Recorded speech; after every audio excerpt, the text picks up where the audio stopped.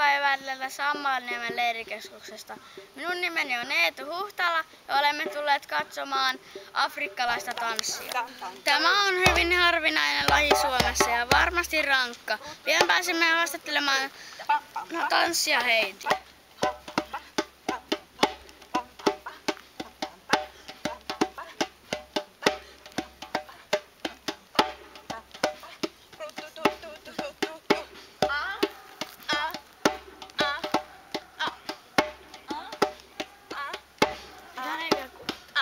Olemme saaneet tänään haastateltavaksi tanssia Heidin.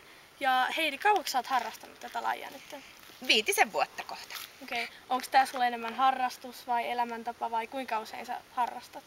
No, se on harrastus, josta sitten tuli elämäntapa myöhemmin. Että mun mieheni on Gineasta ja siellä mä oon tätä alkanut, tai oikeastaan Suomessa harrastanut, mutta 2010 sitten olin siellä ekan kerran ja sen jälkeen sitten on enemmän tai vähemmän asunut Gineassa tai Suomessa ja treenannut paljon ja siitä harrastuksesta tuli elämäntapa.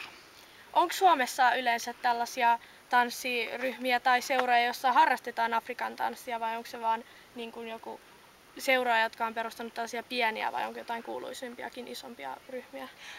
On jonkun verran kyllä, ainakin Helsingissä ja muissa isoissa kaupungeissa. Helsingissä voi tanssia erilaisilla tanssiopistoilla, varmaan ihan Helsingin tanssiopistollakin voi. Mutta sitten on erilaisia ryhmiä paljon, jotka esiintyy, on eri maista, mutta Gineasta, josta nyt sitten itse joihin rytmeihin on enemmän erikoistunut, niin sieltä on ainakin suomalais-ginealaisia muusikoita, jotka on yhdessä perustanut ryhmiä, niin ainakin semmoinen kuin Vonuvali ja Dunia Fani Fan ja meidän ryhmä Kania Soli.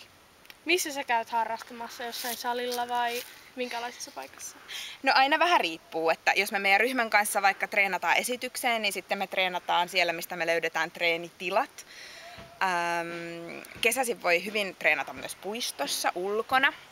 Ja sitten tietysti Gineassa, että siellä sitä oppii myös parhaiten. Ja sitten mä itse opetan myös tanssia jonkun verran. Kiitos haastattelusta, Heidi.